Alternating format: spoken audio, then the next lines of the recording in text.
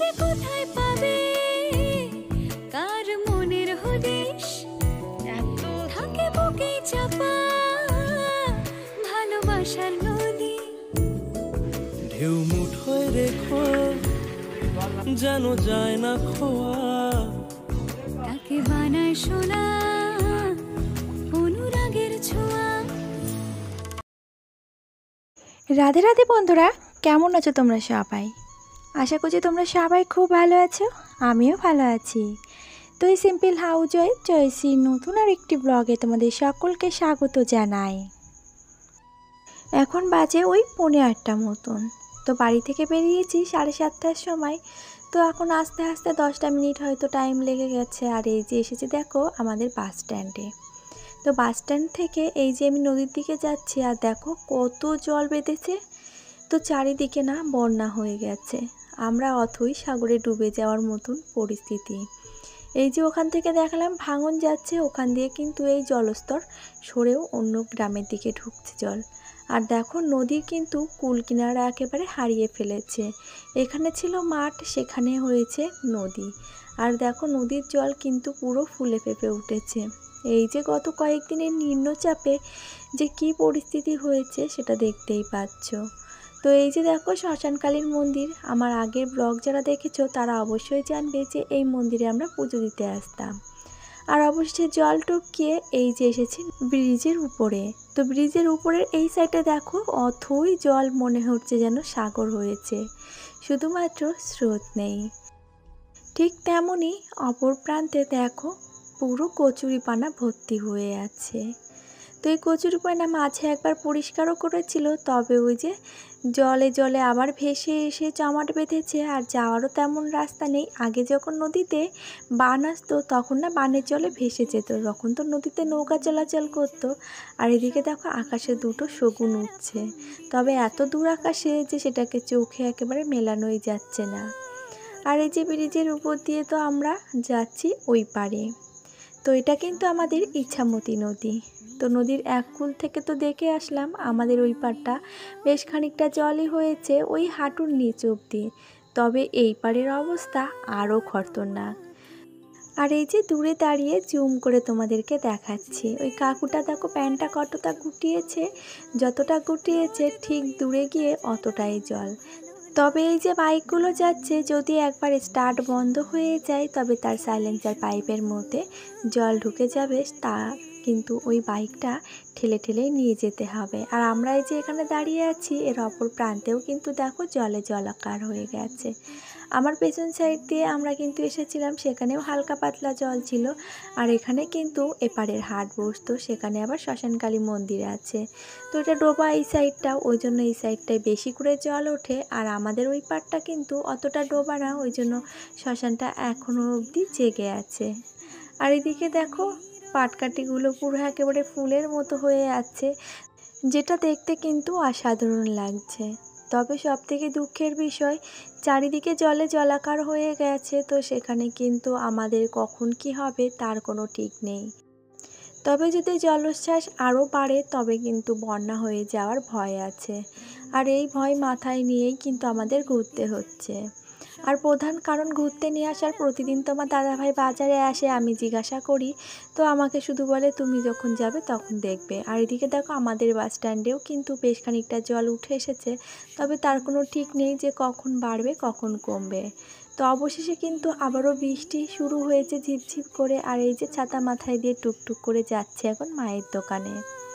আর এই যে মায়ের দোকানে এসে তারপরে এই যে মা একটা বিস্কুট দিয়েছে, তো হাফটা শুকনো খেয়েছি, তবে ওই শুকনো বিস্কুট খেয়ে পোষায় না। আর চায়ের কাপটাও তো সেই বড় যে একটা বিস্কুট ভেজালে পরে আর চা খাওয়ার জায়গায় থাকবে না।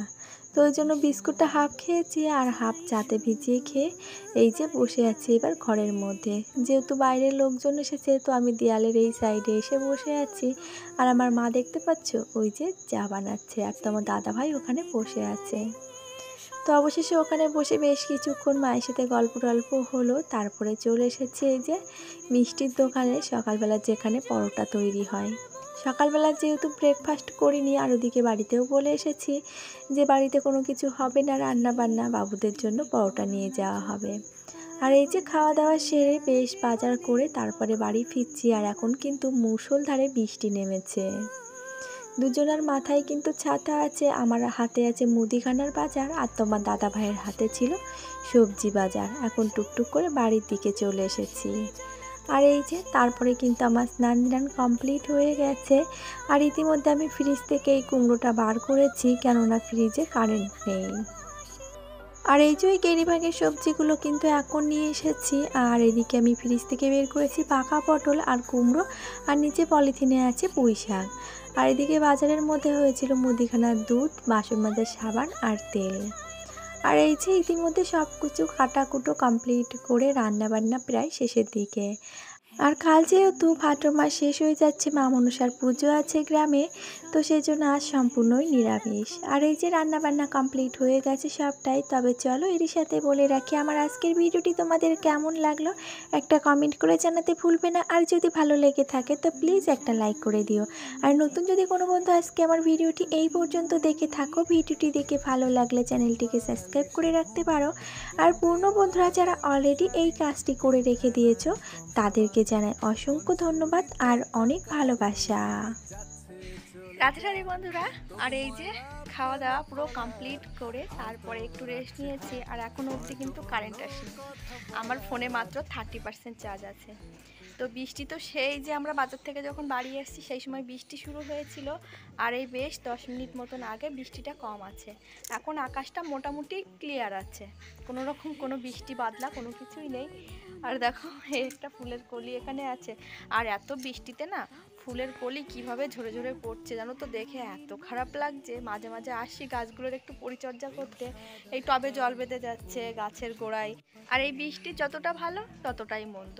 এই গাছের গোড়ায় না এই বৃষ্টির জল বেঁধে বেঁধে যাচ্ছে, এই বৃষ্টির জল যদি আবার গাছের গোড়ায় বেঁধে থাকে তাহলে কী হবে, গাছের গোড়ায় শিকড়ে পচলা লাগবে। তো সেগুলো আবার মানে দেখতে হচ্ছে খেয়াল করে যে কোন গাছের টবের গোড়ায় জল আছে। বিশেষ করে এই টবটার গোড়ায়, এই যে বেলি ফুলের এই গাছের টবটার গোড়ায় না জল জমছে। তো দেখো বেলি ফুল ফুটবে কিনা আদেও জানি না, অথচতে পচল লেগে গেছে। আর এই পায়রাগুলোকে কাক মনে হচ্ছে তাড়া করছে। তো দেখো আকাশটা মোটামুটি এখন একটু বাইরের দিকটা বেশ ভালো ক্লিন লাগছে। আর বৃষ্টি হোসনে বাবা, আর ভালো লাগছে না বৃষ্টি। এই যে সেই শুক্রবার থেকে শুরু হয়েছে দুপুরবেলা থেকে, আর সেই থেকে লাগাতার বৃষ্টি বৃষ্টি বৃষ্টি। মনে হচ্ছে থেকে থেকে কথা বলতে বলতে যেমন আমরা কষ্ট হয়ে যায় রেস্ট নিই, বৃষ্টিও ঠিক তেমন হচ্ছে। কথা বলতে বলতে একটু রেস্ট নিচ্ছে আবার ফেরতা। আর সকালবেলা তো দেখাতে গেলাম পুরো জলে চারিদিকে তলিয়ে আছে, এমনকি আমাদের ঘরের পেছনটাও কিন্তু দুটো পুকুরের জল এরকম লেভেল হয়ে গেছে।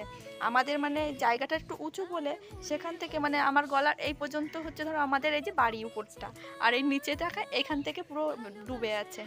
তো এরকম অবস্থা। তো চলো ফুলগুলোর সঙ্গে একটু তোমাদের সঙ্গে শেয়ার করি, কেননা আজকে কিন্তু ফুল গাছে বেশি ফুল ফুটেও নি সকালবেলা। এই গাছে মাত্র একটা ফুল ফুটেছিল, আর ওই গাছে ফুটেছিল পিঙ্ক কালারের দুটো। তো দেখি কালকে কি ফোটে। আর এমনিতেই কুড়ি সব পচে ঝরে যাচ্ছে, কি বলবো বলো, খুব খারাপ লাগছে কুড়িগুলো যখন পচে ঝরে যাচ্ছে। আর এই যে দেখো আকাশে কিন্তু এখন আংশিক মেঘলা আর আংশিক ক্লিয়ার আছে। তো জানি না কি হবে, আবারও কি আকাশ বন্যায় আমাদের ভেসে যেতে হবে। ইছামতির জলের যে প্রকোপ বেড়েছে তাতে করে না কোনো কিছুই মানে স্বাভাবিক মনে হচ্ছে না। সবসময় মনের মধ্যে একটা বিতৃষ্ণা আর ভয় কাজ করছে যে কখন কোন সময় কি হয়ে যায়। যেহেতু 2000 সালের বন্যাটা আমাদের এখানে প্রচুরভাবে হয়েছিল, সেক্ষেত্রে তো ভয়ের কারণ অবশ্যই। আর এদিকে দেখো কাল দেখিয়েছিলাম এই কুড়িটা তোমাদেরকে, আর আজ কিন্তু ঝরে গেছে। এর আগেও একটা কুড়ি ছিল সেটাও ঝরে গেছে, আর আজকেও দেখছি সেই কালকের কুড়িটা ঝরে গেছে। দেখে যে এত খারাপ লাগছিল কি বলবো। সেই সাথে সাথে দেখো আমি এদিকে কিন্তু অনেক জবা গাছের ডাল কাটিং করে বসিয়েছি, আর সেই ডালগুলো কিন্তু অবশ্য বেঁচে গেছে। বৃষ্টি পড়লে গাছপালা যেমন সুন্দর হয়ে ওঠে তেমন কিন্তু সুন্দর হয়ে ওঠে গাছের ফুলগুলো। দেখতে ভালো লাগে, তবে দেখতে ভালো লাগলে তো আর সবটা সবসময় ভালো লাগে না। সব জিনিস সবসময় না ভালো লাগলে সেই ভালো লাগাটা ভালো লাগার মধ্য দিয়ে যায় না। আর এই যে গাছের ফুল দেখো বললাম না পচন লেগেছে, তো সেটাতে কিন্তু পচনই লেগেছে, জানি না ফুলটা ফুলবে কি না। আর এই যে অ্যাডিনিয়া গাছে কিন্তু আজও দুটো ফুল ফুটেছে, তো দেখতে অসাধারণ লাগছে। আর কালও হয়তো আরেকটা ফুটতে পারে। আর বৃষ্টির ফোঁটায় কিন্তু ফুলের অপরূপ সৌন্দর্য দেখতে বেশি লাগে। আর সৌন্দর্য সবসময় কিন্তু ভালোর জন্য হয় না, কিছু কিছু সৌন্দর্য কিন্তু খারাপের কারণও হয়ে ওঠে। তো জানি না, যখন যে সৌন্দর্য যেভাবে প্রয়োজন তখন সেইভাবে বিকশিত করাই ভালো। তবে চলো আজকের মতন ভিডিওটি এই পর্যন্তই। সকলে খুব ভালো থাকবে, আবারও দেখা হবে।